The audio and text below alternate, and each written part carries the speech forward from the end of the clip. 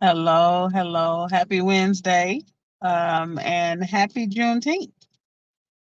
So I'm a few minutes later than I usually am, but welcome to another word of wisdom Wednesday, our Wow Wednesday. Hello, I am Theresa White.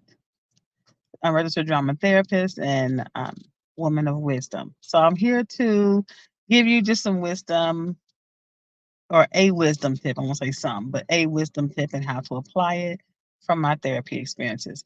Um, yeah, it's bright out here, but I love these and how I look with these glasses on, looking like they really are some sunglasses, but they actually are just 3D glasses. And I was going to give you some. Oh, my dreads are getting long. Nice. I was going to give you some wisdom from, again, therapy experiences that I have had, as I've talked about before. If this is your first time joining, hello, hello. Whatever platform that you are joining and watching me on, thank you for your support and join in on Wednesdays. So we are usually here at 7:15, but I have a good reason to be a little bit late. I just got out of a movie. And yes, I went to go see the movie Inside Out 2. If you want to know my thoughts about it, listen to our podcast, or my podcast, Proverbs of the Black Gentleman Therapist. I'll talk about that on our next episode next week. This week's episode is about Juneteenth, so you have to get that when it goes, when it, once it goes live, but when I release it for on tomorrow. Excuse me. But anyway, so it's just a few moments. It's never meant to be, long at all. So I get these experiences from either my own sessions individually or people that I'm working with. But this time, it's just coming from life. So I want to just share a little bit of what I have gotten, and I'll give you a tidbit. So I just want to say that God gave us life to live, not to avoid. I'll say that again. God gave us life to live life, not to avoid it or avoid living it. And I say that because I know somebody needs to hear that besides me, because as I've posted previously, I had some issues with my phone some months ago.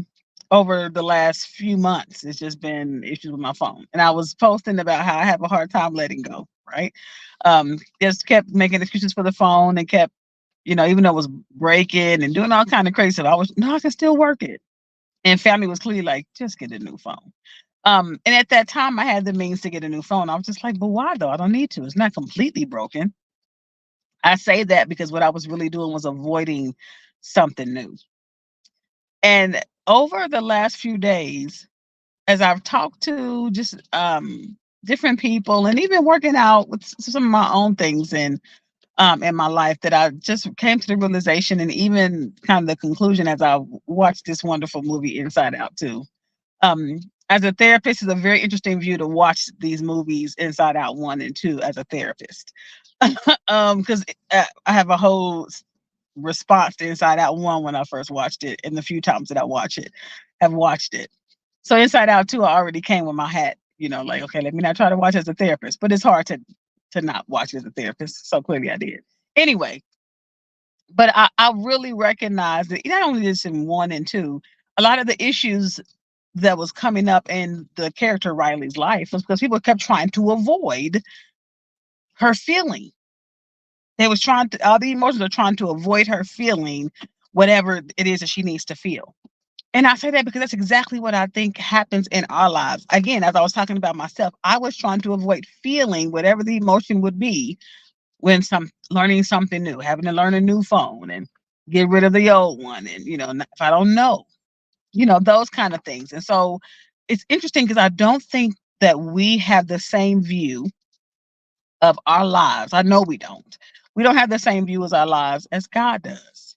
Because I think as a father, the same way that I viewed when my son was growing up, and even now as I view now, as he's still growing into the man that he is continuing to be, I'm growing to be. That even as an infant, as a fetus, there was not one time that I expected him to do anything as a fetus. It was just to grow, right? That's what is Expectations was to grow so that I can meet him soon, right?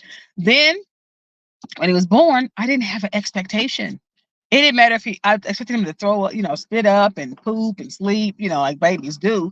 But I didn't have any like, oh, you should do this at this moment, you should do that, and put these unrealistic stipulations on him. The reason why I say that is because we do that to ourselves. And as the father and creator of life in heaven, I don't think God's looking like you should know how to do that.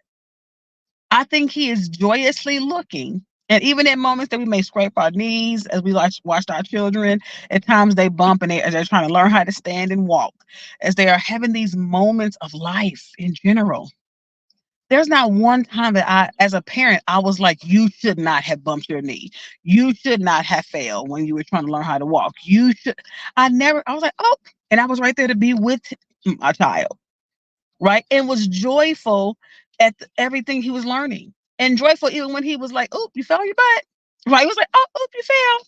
It was a joyful experience. It was never like, "Oh my, you fell," and I made him feel horrible about it. And I would have felt even worse if he was upset or made himself feel horrible. And as parents, what do we do with our children who are like, "I'm just stupid," or "I didn't get that right"? We give them encouraging words. Why? Because we expect our children to learn and grow. And I don't call it mistakes. People say, we expect you to make mistakes. We expect mistakes out of life. I don't think that that's how, because mistakes are viewed as a negative, right? Oh, you made a mistake. Like it's a bad thing. Stay away from mistakes. But if you are coming into the view of the day, I'm just going to live today. And that means whatever happens, happens. I'm not saying it always feels good, but you are meant to live even in the moments that are sad and the moments that are angry, excuse me, in the moments that bring up fear, bring up envy, disgust, in the moments that bring up whatever they bring up. You are meant to live through those moments, not avoid them. And the best way to be who you are called to be, and what I mean called to be, the best way to be your authentic self, for those of us who I'm trying to be authentic, the best way to be your authentic self is to live. So that's wisdom nugget number 2. So I gave you 2 kind of tied into one. So again, God gave you life with the expectation that you would live it, not avoid it. So for those who I don't want to go out, I don't want to talk to nobody, I don't want to, because you're avoiding living. That's not what you are meant to be doing. Now I'm not saying let's go out here and make foolish choices, but live. And only you can decide what that looks like. So when you're trying to avoid all the things that you anticipate are negative, because that's what you do, right? That's what anxiety does. Let me try to anticipate all the negative things and avoid them. You can't. That's not living. Which is why I believe the Lord allowed the garden of the knowledge of, or in the Garden of Eden, the tree of the knowledge of good and evil. When everybody's asking the question, why did God allow that if he knew they was going to sin? Because he expected them to live. He said, no, we're not going to avoid and make everything rosy and great for you. That doesn't mean you can't have joy, that you can't live life, that you can't enjoy life, because something is there that is not to be touched, or that's not so pleasant. I'm going to allow it to be right here. I just don't want you to engage in it.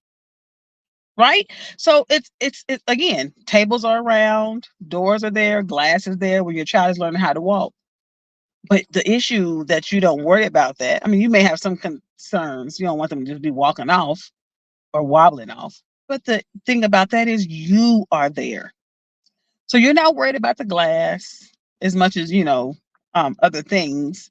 Because I'm not going to leave my child to walk by themselves or stumble or waddle or whatever you want to call it when they're learning, right? Because you're there.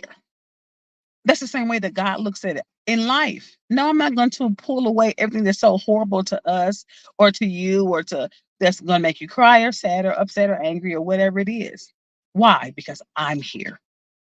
And when I'm here, joy is present, and joy is going to always fight for you to be your authentic self. So, as I said before, life is meant for you to live, not to avoid. If you find it's hard for you to avoid, you know how to reach us. As again, go live and live on purpose. Be blessed on this great Juneteenth and this Wednesday. Stay cool.